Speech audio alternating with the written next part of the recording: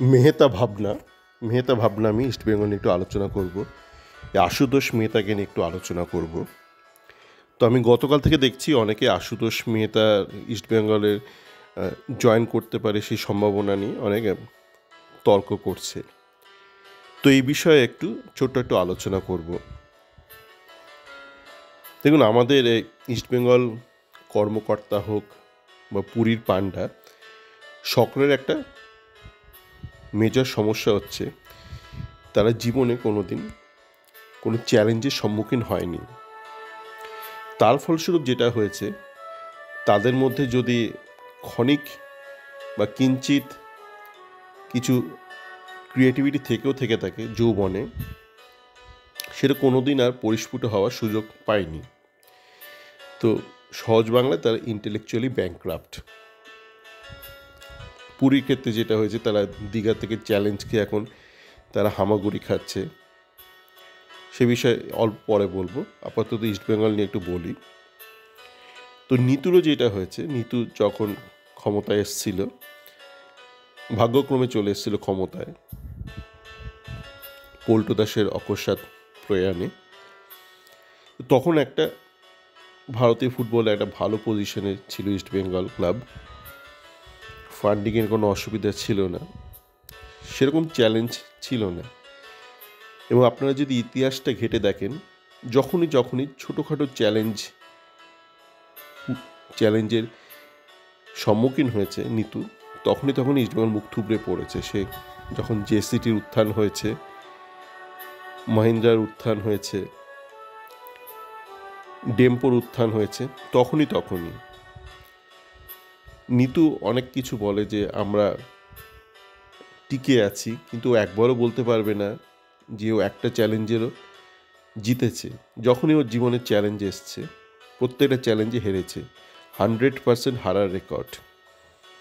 কেননা শুধু নিতুকে কেন বলবো, শুধু নিতু তো একা ক্লাব চালায়নি, যারা যুক্ত ছিল প্রত্যেকেই কারোর মধ্যে ওই ইন্টেলেক্টটা নেই যে কী করে চ্যালেঞ্জ অতিক্রম করব। তা আশুতোষ মেহতার ক্ষেত্রে দেখুন, ইস্টবেঙ্গলের গত বছরের লিগের স্থান কি? 9th। অনেস্টলি স্পিকিং হয়তো 8th হতো যদি লাস্ট ম্যাচটা ফুল টিম নিয়ে খেলতো, জানি না, মানে ওই 8-9-এর মধ্যেই। ইস্টবেঙ্গলের আগে এতগুলো টিম আছে, প্রত্যেকটা টিমের সাইড ব্যাক আছে। আপনার ইস্টবেঙ্গলের সাইড ব্যাকরা একদম এলেবেলে পারফর্মার। তো সেক্ষেত্রে আপনার হাতে কিন্তু অনেক অপশান রয়েছে। আমি বলছি না তারা তুখোর সাইড ব্যাক, কেউ বলছে না আশুতোষ মেহতা কাঁপিয়ে দেবে। আশুতোষ মেহতার নামটা জানার পর আমি একটু ট্রান্সফার মার্কেটে দেখলাম যে ও গত বছর কীরকম খেলেছে। তো দেখলাম ও আইএসএ অনেকগুলো ম্যাচই খেলেছে, 90 মিনিট, মাঝে কিছুদিন খেলেনি। আইএসএলে যে নকআউট পর্যায়ে খেলেছে, পুরো ম্যাচ খেলেছে। আর মাঝে একটা গ্যাপের পূর্বেও দেখলাম অনেকগুলো ম্যাচ 90 মিনিট খেলেছে। এবং আমরা জানি জামশেদপুরের হয়ে খেলেছে, জামশেদপুর যথেষ্ট ভালো পারফর্ম করেছে। তো এটা তো পরিষ্কার যে আশুতোষ মেহতা আমাদের ইস্টবেঙ্গলের হাতে যারা রয়েছে এই মুহূর্তে সাইড ব্যাক, তাদের থেকে বেটার। এবার আশুতোষ মেহতা কি ন্যাশনাল টিমে খেলার যোগ্য না যোগ্য নয়, বয়স অনেকটা থাবা বসিয়েছে খেলার দক্ষতায়, তবুও আমাদের হাতে যারা আছে তার থেকে বেটার। এবার আপনি অনেক সময় ইস্টবেঙ্গল ফ্যান, আপনি সবসময় লং টার্ম ভাবেন। কেন আপনি লং টার্ম ভাববেন? আপনার জীবনে দুটো ভাবনাই দরকার, শর্ট টার্ম লং টার্ম দুটোই, যেটা আমাদের দেশের রাজনৈতিক নেতারা ম্যাক্সিমাম ভাবে না, ম্যাক্সিমাম কিছুই ভাবে না। আর যারা ভাবে শর্ট টার্ম ভাবে, কতিপয় কিছু নেতা তারা শর্ট টার্ম লং টার্ম দুটোই ভাবে। কিন্তু আপনি শুধু লং টার্ম ভাবলেন, শর্ট টার্ম ভাবলেন না, সেটা আচ্ছে দিনের মতন আর কোনো দিন আসবে না। মানে আপনি মেডিকেল সায়েন্সে দেখুন না, একটা পেশেন্ট অত তার একটা মাল্টিপল ফ্র্যাকচার হলো, কিছু হলো, তাই কিন্তু ডাক্তাররা প্রথমে তাকে স্টেবিলাইজ করবে, তারপর তার ইনফ্লেমেশন কমলে বা সে একটু স্টেবল হলে তখন তার একটা লং টার্ম একটা সলিউশনের জন্য একটা সার্জারি করা হবে। তো এই মুহূর্তে আপনার হাতে কিন্তু খুব বেশি সাইড ব্যাক অপশন নেই। যে অভিষেক সিংকে নিয়ে কথা হচ্ছে, সেগুলো তো লেফট ব্যাকে খেলে, বা আমরা শুনেছি রাইট ব্যাকেও খেলতে পারে। তো তার ক্লাব, সে নাকি বিশাল ট্রান্সফার ফি চাইছে, 2.5 কোটি 2 কোটি জানি না, যেরকম দেখছি আমরা বাজারে দাবি। অনেকে বলছি টাকাটা দিতে হবে। আমি বলছি আপনি দিতেই পারেন যদি আপনার কাছে পর্যাপ্ত টাকা থাকে। মানে প্রায়োরিটি, আপনার প্রায়োরিটিটা কী? আপনাকে কিন্তু আইএসএলে ভালো করতে হলে 6টা ভালো বিদেশি লাগবেই।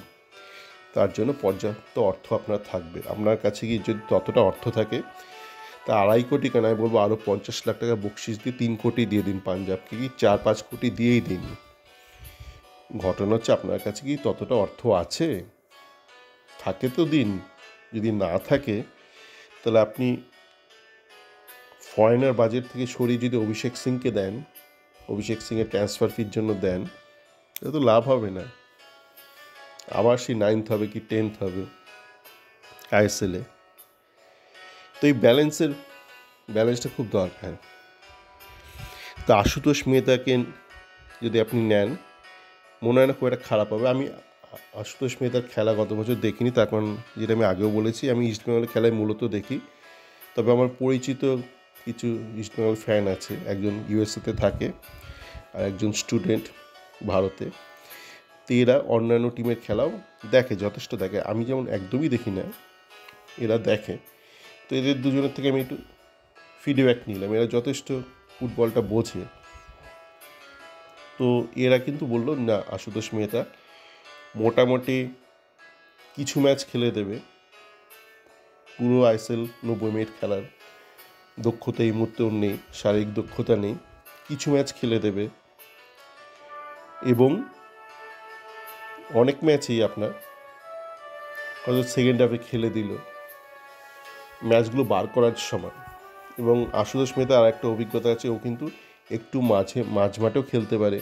দরকারে আপনি উইং হাফে পরিবর্তন হিসেবে ওকে নামাতে পারেন, বা ওকে সেন্টার ব্যাক হিসেবেও, 1-2 ম্যাচে ধরুন আপনার কাছে সেন্টার ব্যাক নেই, তো আপনি কিন্তু ওকে সেন্টার ব্যাক হিসেবেও খেলিয়ে দিতে পারেন। ওই এমন নয় যে 10টা ম্যাচ খেলবে না, কয়েকটা ম্যাচ বার করে দিতে পারেন। এই ইনপুটটাও কিন্তু আমার নিজস্ব নয়। কেন আমি বলেছি, আমি খেলা দেখি না। কেন দেখি না? আমি সিনেমা, নাটক, গান, রাজনীতি, কারেন্ট অ্যাফেয়ার্স অনেক বিষয় চর্চা করি, অত সময় নেই। ইস্টবেঙ্গলটা নিয়ে আছি, এই মোহনবাগানের খেলা, জামশেদপুরে খেলা দেখার অত সময় নেই আমার।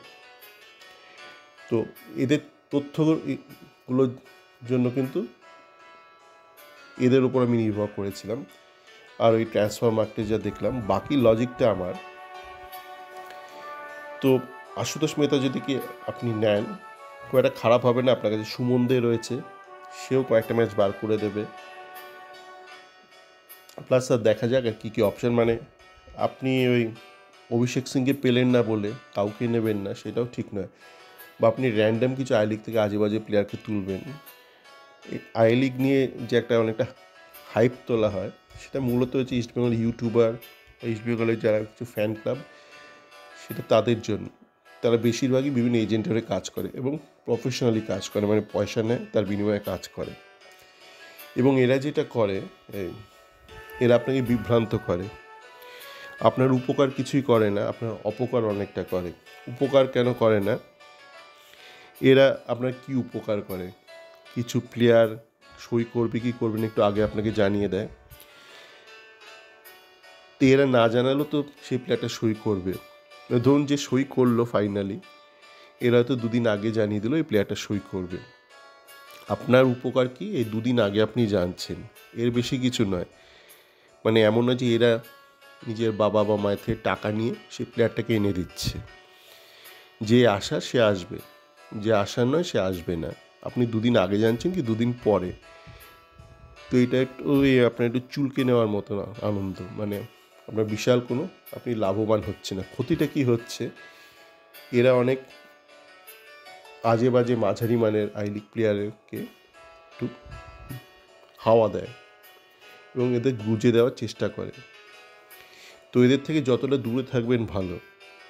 কেন যার মধ্যে একটা কনফ্লিক্ট অফ ইন্টারেস্ট আছে, যে অর্থের বিনিময়ে কাজ করছে, তার কথা বিশ্বাসযোগ্যতা খুবই কম থাকে।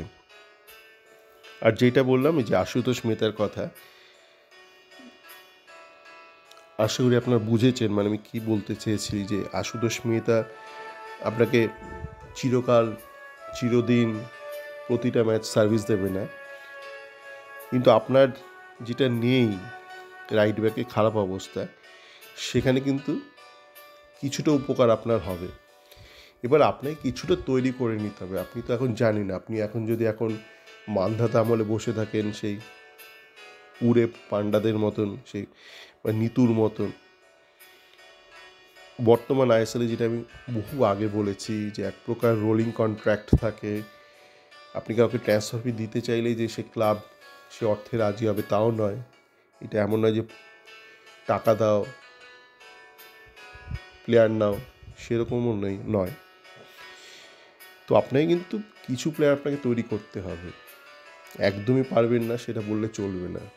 যদি সেই ভাবনা আপনার থাকে তো বলবো আপনি ওই উড়ে পান্ডাদের মতনই আদিম যুগে বাস করছেন। আর যে কোনো পরিকল্পিত চ্যালেঞ্জের সম্মুখীন হলে, যেটা আমরা দেখছি দীঘা জগন্নাথ ধাম, মুখ থুবড়ে পড়বেন। এখন উড়ে পান্ডাদের একটাই কাজ হয়েছে, খালি গায়ে চলে আসছে, একদম কি বলবো প্রাগৈতিহাসিক লাগছে এদের দেখে। এসে পশ্চিমবঙ্গকে গালমন্দ করছে, পশ্চিমবঙ্গের মুখ্যমন্ত্রীকে গালমন্দ করছে, জগন্নাথ ধামকে গালমন্দ করছে। এটা করে কিন্তু আপনি আপনার আগের স্থান ফিরে পাবেন না। এই ব্যাপারটা আমি বোঝাতে পারি, কখনো অবকাশ পেলে বোঝাবো যে কেন পুরী ট্যুরিজমটা ধ্বংসের মুখে। এটা খুবই লজিক্যাল বিষয়, আর কি, পেছনে কোনো টুকটাক নেই। সকলে ভালো থাকবেন।